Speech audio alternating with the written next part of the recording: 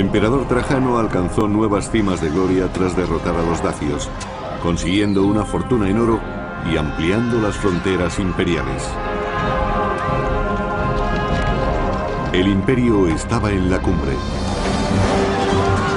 Después de 3 siglos de incesantes guerras, Roma se encontraba en el centro del mundo, una superpotencia que no tenía rival. Pero la paz había ablandado al imperio. Envuelto en lujo, distraído por los juegos circenses, los romanos tardaron en reconocer la amenaza de una nueva horda bárbara que podía provocar la total destrucción del imperio. El Imperio Romano, rebelión y traición.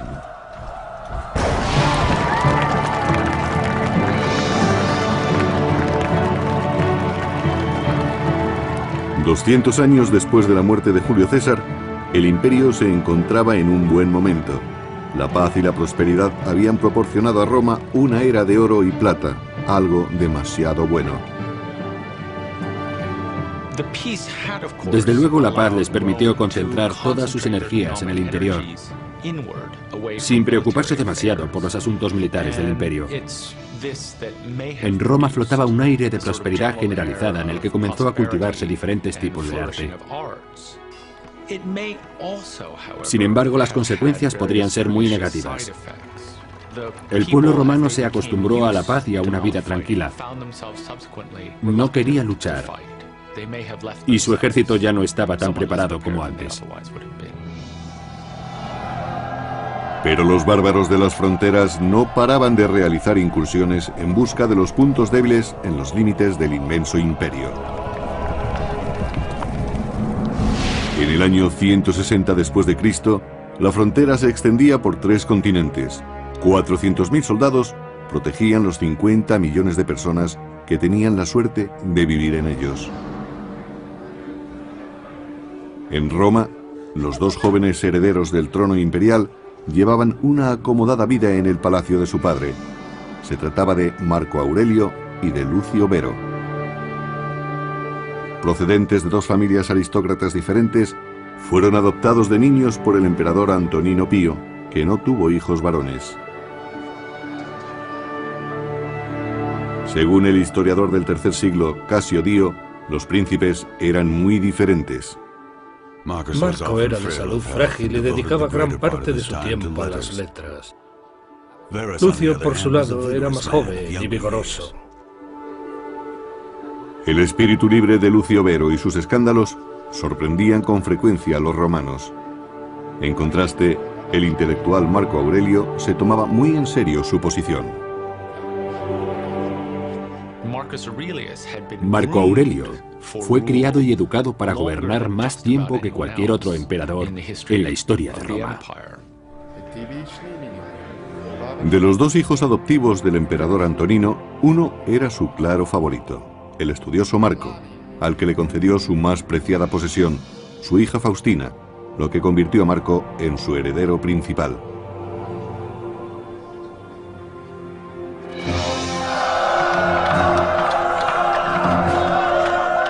En el año 161, cuando murió el emperador Antonino, Marco y Lucio Vero ascendieron al trono con la aprobación de la guardia personal del emperador, la Guardia Pretoriana.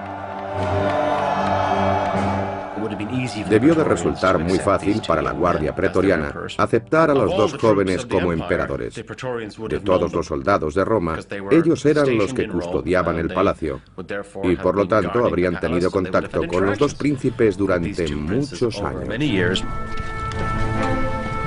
Para reforzar sus vínculos con la Guardia Pretoriana, les hicieron un generoso soborno. Les dieron una paga equivalente a varios años de salario de un guardia. Marco y Lucio Vero iban a necesitar la lealtad del ejército romano, pues la guerra acechaba en el horizonte.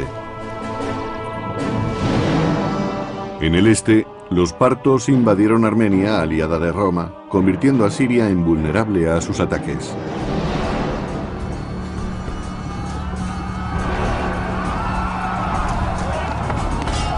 Según el historiador clásico Casio Dio,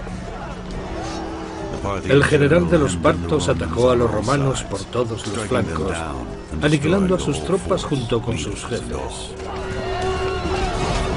El combate fue salvaje y los romanos no pudieron resistir el ataque de los partos.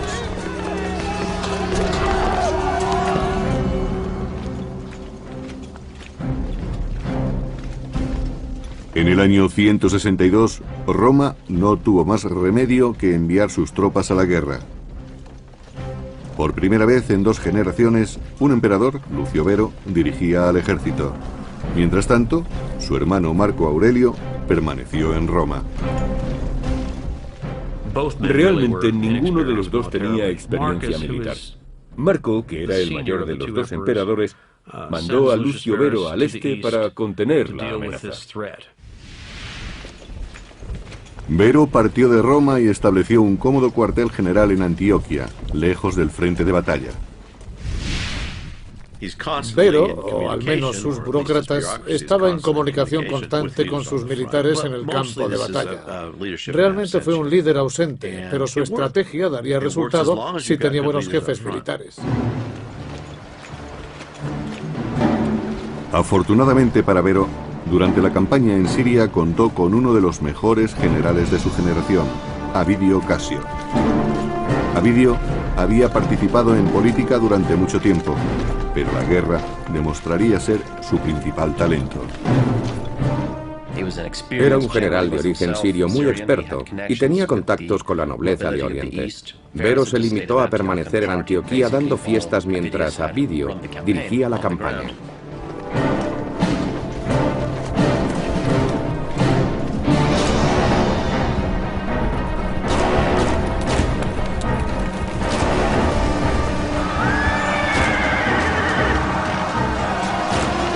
Avidio fue el cerebro de una serie de victorias que llevó a los romanos al centro de las tierras de los partos, donde se enfrentó cara a cara con el enemigo.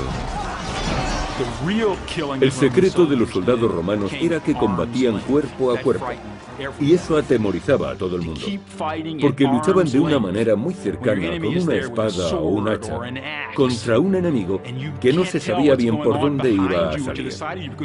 Llevaban puesto un casco y apenas oían lo que ocurría, solo tenían visión hacia adelante. Se requería mucho coraje y empeño para sobreponerse al miedo que esos enfrentamientos suponían.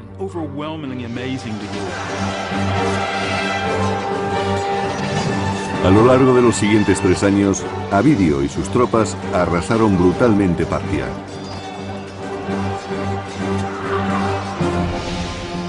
En el año 165 después de Cristo llegaron a Ctesifonte, la capital de Partia, que se encontraba cerca del actual Bagdad. Los romanos saquearon salvajemente la antigua ciudad, según el historiador clásico Casio Dio. Cuando sus aliados abandonaron al rey parto, Avidio lo persiguió hasta Ctesifonte y allí destruyó su palacio por completo. Pero el control se le escapó de las manos, pues sus soldados saquearon los templos de los dioses locales y robaron los vasos sagrados, entre otros tesoros.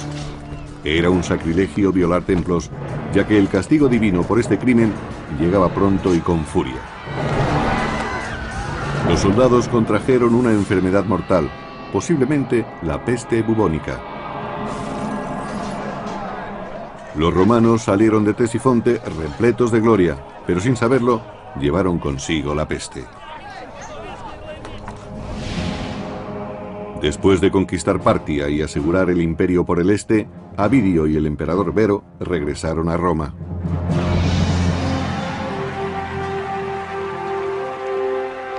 La ciudad les rindió honores por tan gloriosa victoria organizando un magnífico desfile, fiestas públicas y combates de gladiadores.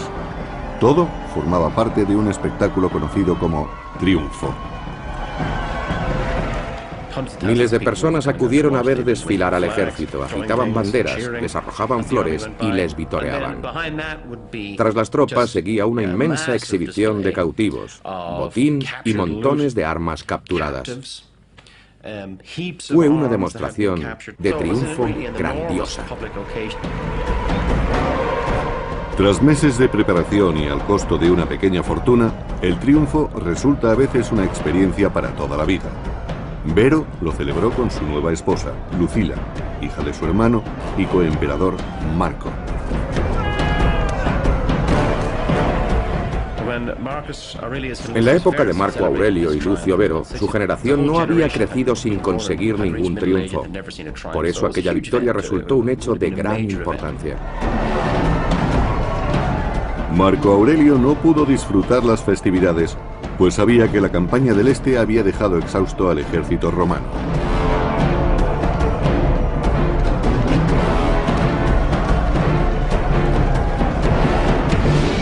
Mientras Roma festejaba su victoria, unos bárbaros se preparaban para atacar las reducidas defensas de la frontera norte del imperio.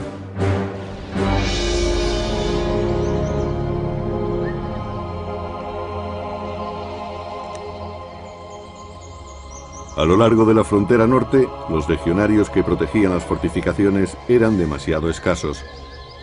Fueron pocos los que regresaron de la contienda del Este. La guardia resultaba un objetivo fácil para las tribus bárbaras que se escondían entre los bosques.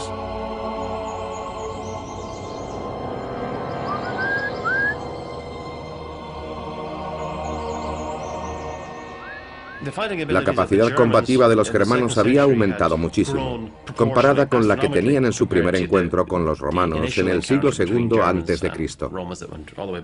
Ahora eran tribus que movilizaban grandes ejércitos, un enemigo formidable. Ya en el siglo II se habían convertido en un adversario temible.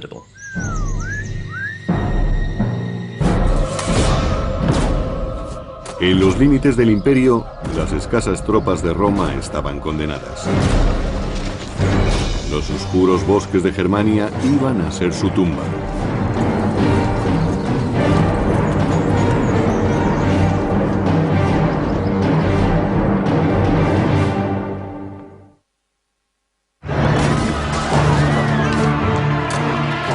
Mientras los hermanos Marco y Vero compartían el título de emperador, su general, Avidio Casio, conquistaba el gran imperio parto, pero a un terrible precio. Los soldados llevaron la peste a Roma.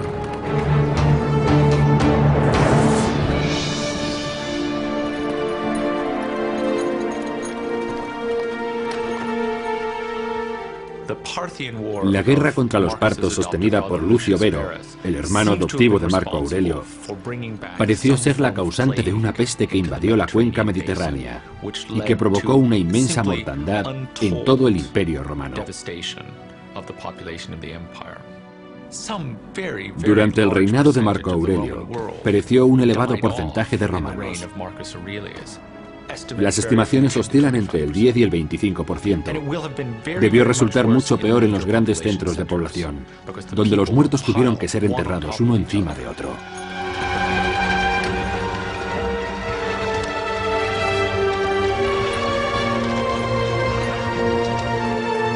Los charlatanes prosperaban vendiendo falsos amuletos de hierbas para prevenir la enfermedad.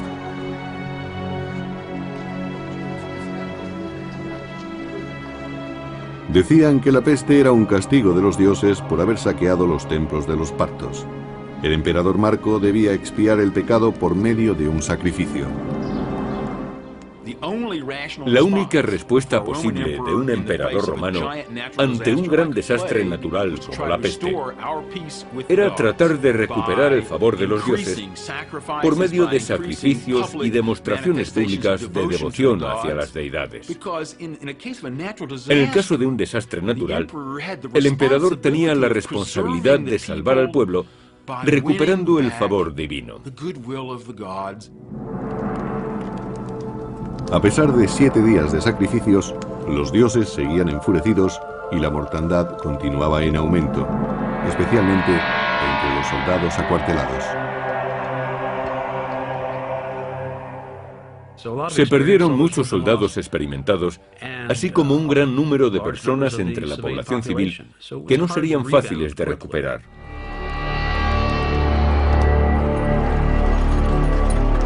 Herido, el imperio se estaba debilitando.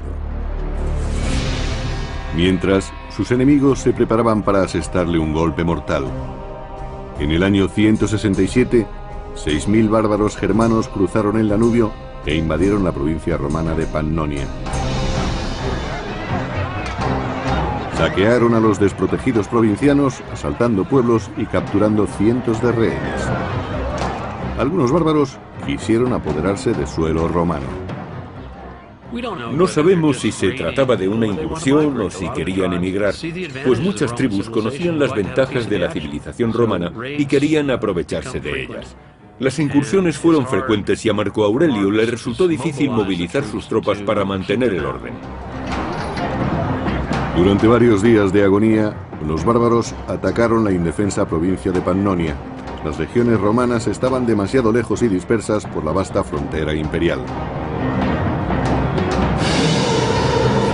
Cuando llegaron los legionarios, los feroces germanos casi los aniquilan. Creo que muchos habían imitado el estilo e incluso habían capturado equipo romano. El ejército germano de tiempos de Marco Aurelio debía de ser un enemigo formidable. Cuando la primera oleada empezaba a flaquear, acudieron más soldados romanos desde otros puntos de la frontera. Su sincronizado ataque de caballería, junto con tropas de infantería, forzó a los bárbaros a retirarse.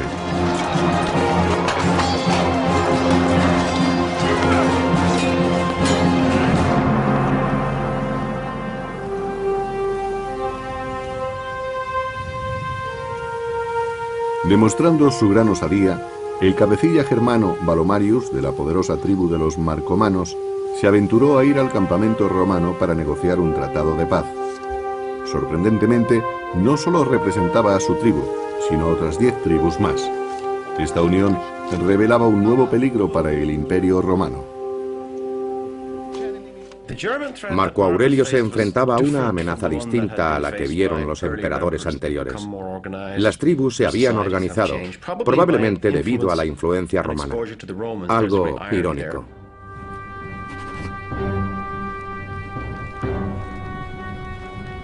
Alarmado por la amenaza de los bárbaros, Marco Aurelio se dirigió a Pannonia.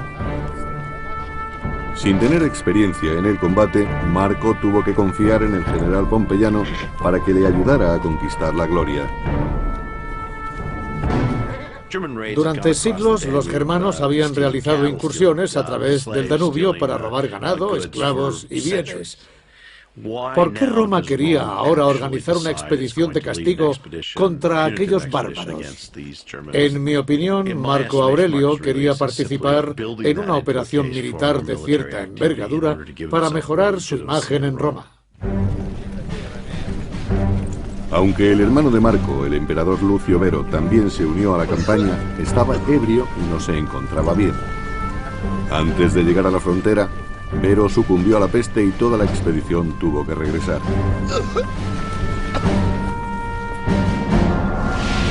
Marco regresó a Roma con el cadáver de su hermano, abandonando la frontera del norte a manos de la creciente amenaza bárbara.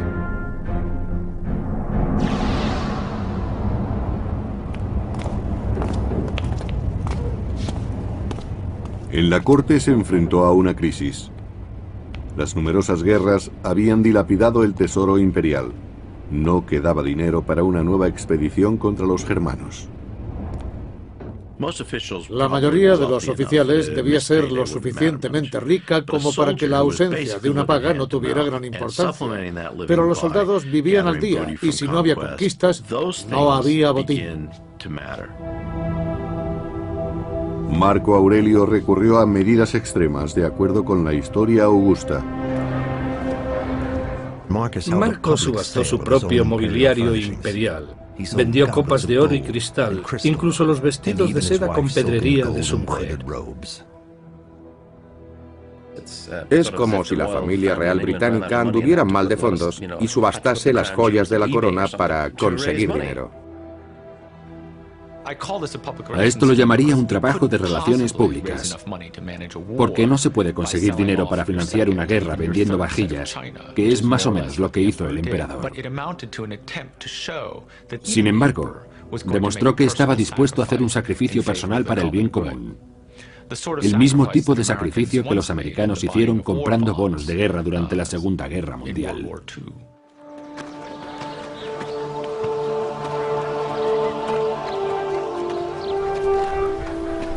Los reclutadores de Marco Aurelio confiaban en conseguir nuevos soldados, pero su llamada cosechó pocos voluntarios. El Imperio Romano padecía una fuerte pérdida económica y de hombres. Quizás por eso la gente era reacia a alistarse. Las familias no confiaban en enviar a sus jóvenes sanos a la guerra. El aumento de la virulencia de la peste hizo que los recursos imperiales disminuyeran al límite. Pompeyano, el principal consejero militar de Marco Aurelio, recurrió a las clases más bajas de la sociedad, tal como relata la historia augusta. Armaron a los gladiadores y convirtieron en soldados a los bandidos de Dalmacia. Incluso entrenaron militarmente a los esclavos. Pompeyano estaba consternado ante la calidad de los reclutas, pero antes de que pudiera preparar aquel valiente ejército para la guerra, el desastre hizo estremecer las fronteras imperiales.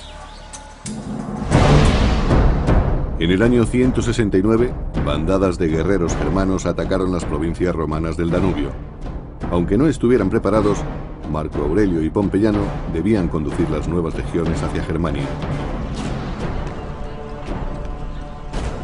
Combatiendo en terreno bárbaro, el inexperto ejército romano estaba en clara desventaja. Los germanos consiguieron que los romanos cruzaran el Danubio y lucharan en los bosques, donde sabían que no podían formar de la manera a que estaban acostumbrados y ni siquiera podían usar sus armas arrojadizas pesadas con efectividad. Por eso los germanos les llevaban ventaja y con frecuencia los derrotaron.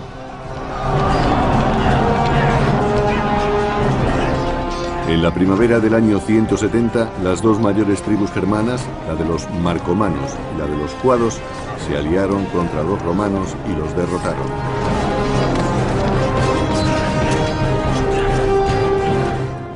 Marco Aurelio era alguien especial, pero ¿eso quería decir que era un buen líder? ¿Podría conducir efectivamente a sus tropas en el combate?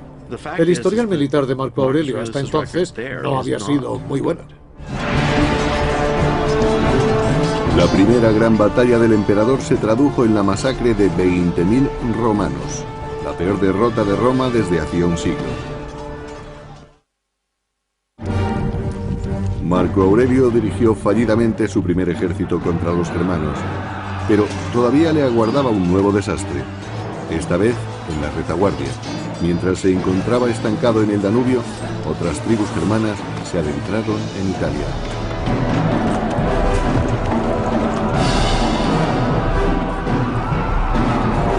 En el año 170 después de Cristo, los bárbaros se abalanzaron y saquearon la rica ciudad portuaria de Aquilia, cerca de la actual Venecia.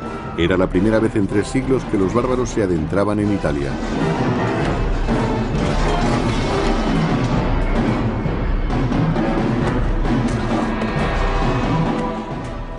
Eran fieros, crueles y probablemente trajeron a la memoria imágenes de cuando los galos invadieron Roma en el siglo IV a.C., así como las amenazas de los cimbrios y teutones de finales del siglo II a.C.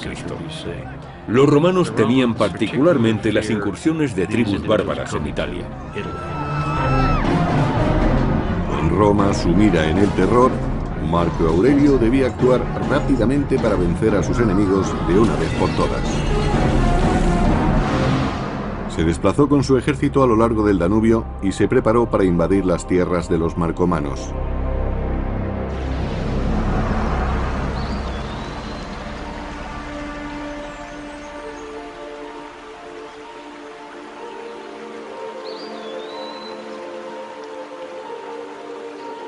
Los fríos bosques del norte resultaban extraños al emperador romano.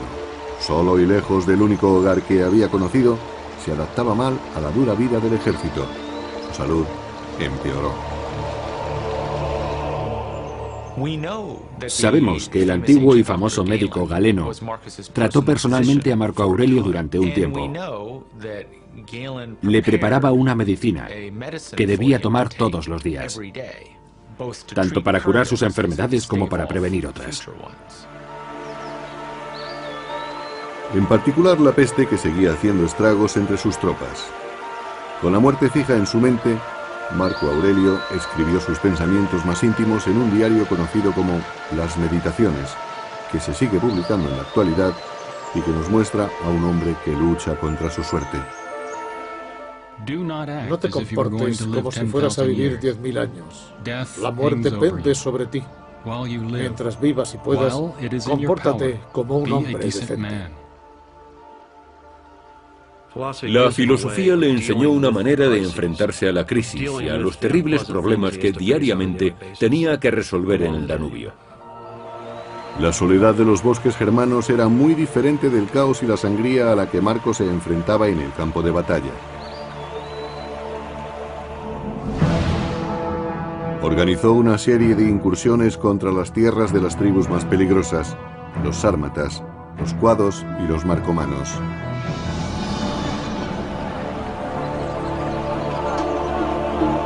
Los bárbaros habían derrotado a Marco anteriormente y estaban muy seguros de sí mismos cuando acamparon a lo largo del río. Pero Marco había aprendido de su enemigo y abandonó las formaciones en línea en favor de unas más pequeñas y móviles, llamadas unidades de vexilarios. Estas unidades dieron a su ejército una mayor flexibilidad para maniobrar entre los árboles. Era una nueva forma de guerra, distinta, muy diferente a la que algunos veteranos habían mantenido con formaciones cerradas y tácticas convencionales contra los partos en Oriente Medio. Esta era una guerra en la que las emboscadas fueron la regla. Cuando los bárbaros menos lo esperaban, los romanos se les echaron encima.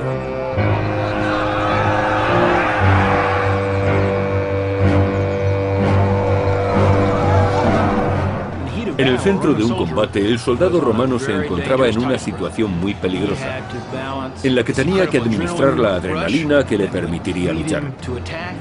Debía permanecer tranquilo aunque tuviera el corazón a punto de estallar. Tenía que dejar a un lado el pánico natural que afecta a todos cuando se está a un paso de un frente que es igual de peligroso para todos.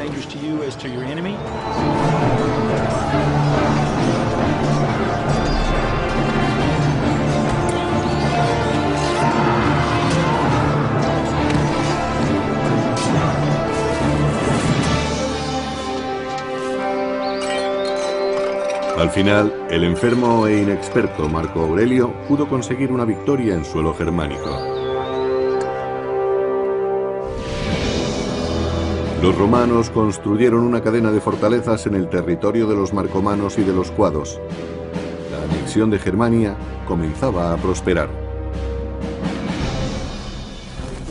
Pero los germanos atacaron fieramente las fortificaciones. Con el orgullo herido, los bárbaros organizaron ataques bien coordinados contra las guarniciones imperiales. Los germanos que atacaban a Marco Aurelio en el bosque no eran los salvajes vestidos con piel de oso, escudos de madera y grandes hachas que vemos en Hollywood.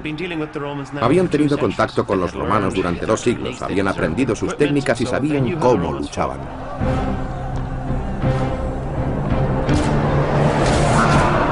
Si conseguían abrir una brecha en las fortificaciones, los romanos sabían cuál sería su suerte.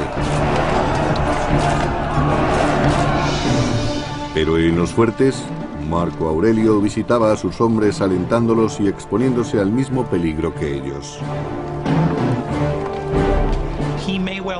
Debía conocer muy bien el alcance de su responsabilidad, algo que aprobamos totalmente. Si tenía que enviar a sus hombres a la muerte en combate, debía estar con ellos e interesarse por la campaña. Cuando la situación se tornaba más crítica, Marco Aurelio recurrió a los dioses paganos, ofreciéndoles sacrificios y pidiendo su ayuda contra las hordas germanas. Y ellos le contestaron con un milagro, según la historia augusta, escrita en el siglo IV. Firme en la tierra, oró a los dioses y pidió que un rayo cayera del cielo contra sus enemigos. Por supuesto, los bárbaros consideraron que el rayo era un mal presagio y que los dioses favorecían a los romanos. Debido a esa creencia, tuvieron que enfrentarse a una situación muy difícil. En las mismas puertas de la fortificación, los aterrorizados bárbaros rompieron filas y huyeron. Los romanos se habían salvado. Asombrados, los soldados de Roma vitorearon a Marco Aurelio y le dieron un nuevo título: Germánico, el conquistador de Germania. Con mucha perseverancia, disciplina y milagros, según algunos, el emperador Marco Aurelio consiguió ventaja en su lucha por la conquista de Germania.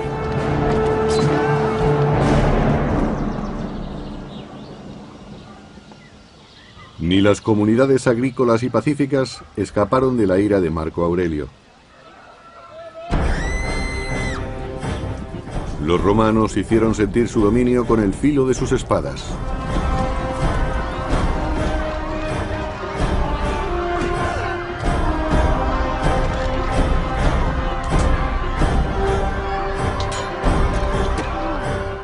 Muchas de las guerras contra los germanos acabaron en genocidio.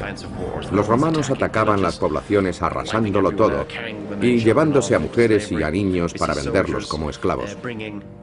También cortaban la cabeza a los enemigos para obtener recompensas. Los romanos celebraron aquel terrible conflicto erigiendo un gran monumento conmemorando las campañas germanas de Marco Aurelio, la Columna Aureliana. La columna aureliana recordaba una campaña brutal y horrible que el emperador mantuvo para la seguridad del pueblo. Tuvo un coste enorme y no resultó agradable. En las tierras de las tribus germánicas, Marco Aurelio creó dos nuevas provincias romanas, Marcomania y Sarmatia. Pero justo cuando la situación parecía estabilizarse, llegaron noticias alarmantes desde un lugar inesperado, Egipto.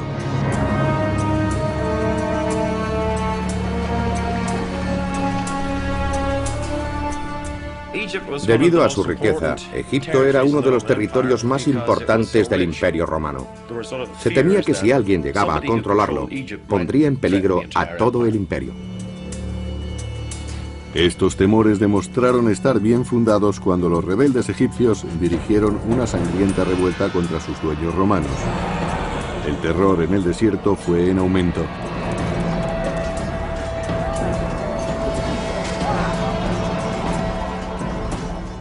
Desde luego se trataba de un asunto grave al que había que atajar rápidamente. Egipto era un gran suministrador de grano al imperio, y quien controlara aquel país podría interrumpir el suministro de alimentos al pueblo de Roma. Por eso presionaron al emperador para que resolviera la situación. En el año 174, Marco Aurelio recurrió a Siria, donde tenía estacionadas 3 legiones, y las envió a Alejandría, Egipto. A la cabeza del ejército vengador marchaba uno de sus amigos más antiguos y en quien más confiaba, Avidio Casio. Marco Aurelio eligió a un general famoso y de éxito, Avidio Casio, para que ejerciera el mando superior en la mitad oriental del imperio, por encima de los gobernadores provinciales.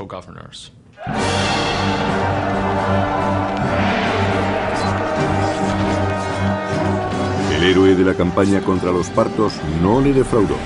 Avidio sofocó rápidamente la rebelión, asegurando Egipto y sus riquezas para el imperio.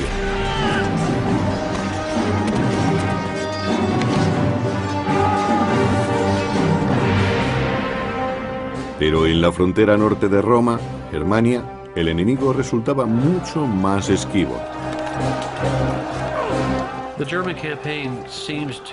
La campaña de Germania parecía no acabar nunca.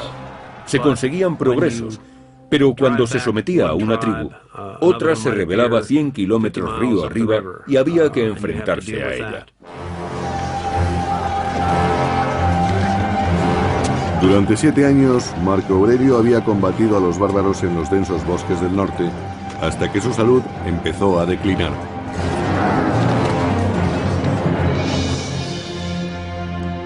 En el año 175 cayó enfermo en la frontera con Germania. Tanto si fue a causa de la peste o de úlceras, su muerte parecía inminente. Su enfermera y esposa Faustina había vivido junto a él durante 20 años y ahora empezaba a preocuparse por su propio futuro.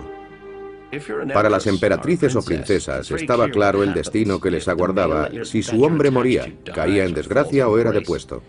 Su esperanza de vida junto con la de sus hijos se podía contar en minutos. Tenían que asegurarse de que sus maridos estaban bien y contaban con apoyos. Si no era así, debían empezar a pensar en un plan de contingencia. La preocupación tenía sobrecogida a Faustina. ¿Quién la protegería si su marido moría? Como recurso, ofreció su mano y con ella el imperio a otro noble, Avidio Casio, el famoso general de las legiones de Egipto. Ansioso de una gloria que creía merecer, Avidio decidió aprovechar la oportunidad de convertirse en emperador. Según la historia augusta, mientras Marco todavía respiraba, Avidio Casio propagó el rumor de su muerte. Le dijo a su ejército que el Senado había decretado que Marco Aurelio era un dios y seguidamente se proclamó emperador. Es posible que Avidio creyese que obrando así beneficiaba al pueblo, que consideraba que Marco Aurelio era un buen emperador en muchos aspectos, pero no precisamente en asuntos militares.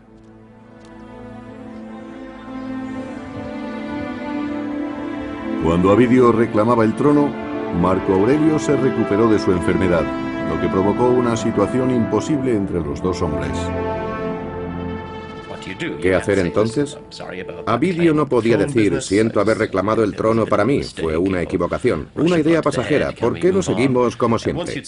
Cuando se ha dado un paso así para ser emperador, siempre se es sospechoso de traición. Por diversos motivos, representaba una seria amenaza para Marco Aurelio. Avidio Casio era un gran general al frente de un número importante de soldados. Avidio quería llevar sus tropas a Roma para asegurar su posición.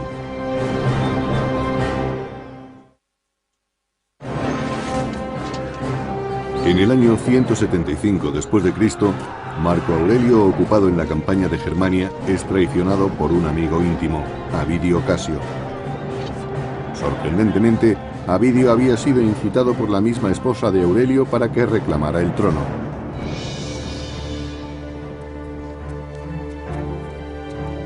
Marco Aurelio tenía que sofocar la rebelión de Avidio y encararse con la traición de su esposa. Pero a sabiendas de que podía perecer en los combates que se producirían, decidió proclamar emperador a su propio hijo. Cómodo no tenía entonces la edad suficiente para ostentar el poder del imperio. Pero parece que Marco Aurelio no pensó en nadie más que en su hijo para que le sucediera en el cargo. Mimado durante su infancia, Cómodo tenía que demostrar su aptitud para el mando y su valor como soldado. Aunque era el único hijo de Marco Aurelio, la elección no sería buena para Roma.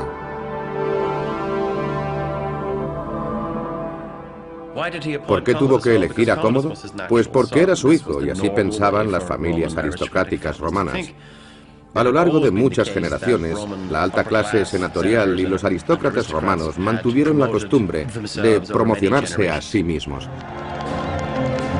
Con el puesto de su hijo asegurado, Marco Aurelio se enfrentó entonces a su mujer, que lo había traicionado ante Avidio Casio. Pero, sorprendentemente, la perdonó. Después de todo, Marco Aurelio no castigó a Faustina.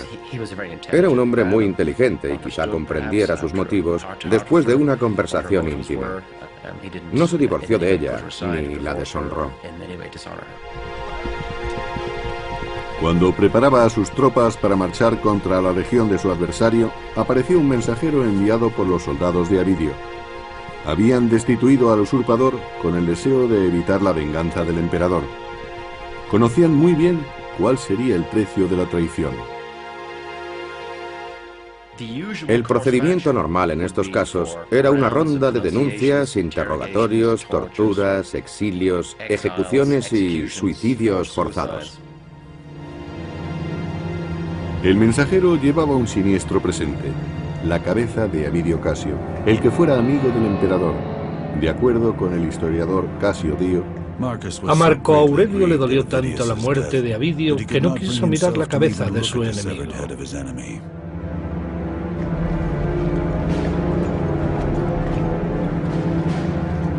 La rebelión había terminado y Marco Aurelio podía reanudar el gran proyecto de su vida: someter a los bárbaros germanos de una vez por todas. La rebelión había interrumpido su campaña. Por ello tuvo que redistribuir recursos, soldados y dinero, y eso habría ocasionado graves trastornos en sus planes. Los bárbaros aprovecharon aquellas distracciones. En el año 178, Marco Aurelio envió legionarios al Danubio para enfrentarse a una banda de rebeldes cuya violencia había ido en aumento. Era sobrecogedor enfrentarse a aquellos bárbaros que eran más altos, gritaban y olían mal. A veces los romanos recurrían a la bebida para calmar los nervios e ir al campo de batalla.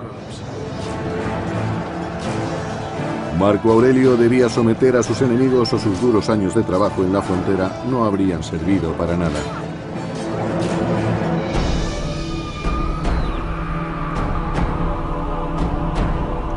Marco Aurelio, ya envejecido, logró aislar a los cabecillas rebeldes y los mandó matar brutalmente. Creía que con otra campaña más acabaría con el conflicto. Las guerras de Marco Aurelio contra los germanos duraron demasiado tiempo. Pero no está claro que Marco y sus aliados supieran desde el principio que se iban a prolongar tanto. Con 60 años, Marco Aurelio esperaba que su hijo y heredero, Cómodo, continuara luchando contra los germanos, una lucha que le había ocupado casi toda su vida. Marco Aurelio había educado a su hijo y lo había llevado en su campaña, pero era demasiado joven. No creo que Marco Aurelio se diera cuenta de la clase de emperador en que iba a convertirse Cómodo. En su papel de coemperador, Cómodo se mostró perezoso. No manifestó interés por las victorias conseguidas por su padre Marco Aurelio, a diferencia de lo que un hombre había hecho. Sin embargo, estuvo al lado de su padre, el emperador, cuando éste murió finalmente, debido quizás a la misma peste que había llevado a su hermano a la tumba.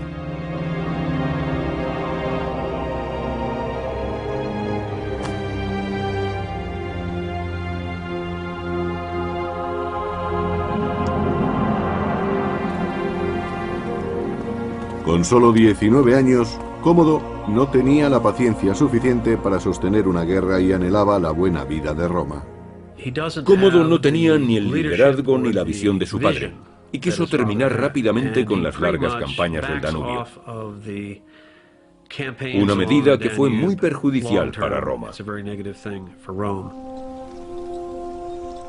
Con tratados frágiles y unas reducidas guarniciones, Cómodo, el nuevo emperador, abandonó Germania, desperdiciando 13 años de sangrienta lucha para regresar a la plácida vida de Roma.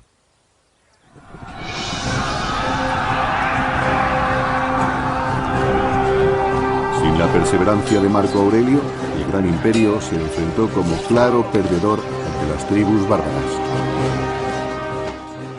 Cuando alguien se enfrenta a una tormenta perfecta de mala dirección, mala suerte y amenazas exteriores, se encuentra en una situación realmente difícil.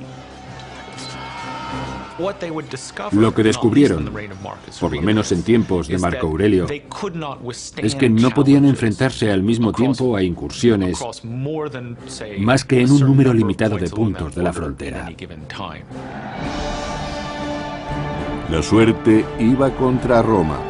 No volvería a tener otro emperador como Marco Aurelio. De acuerdo con Dio, fue el comienzo del fin. Nuestra historia empezó a salir de un reino de oro y plata para entrar en uno de hierro y polvo.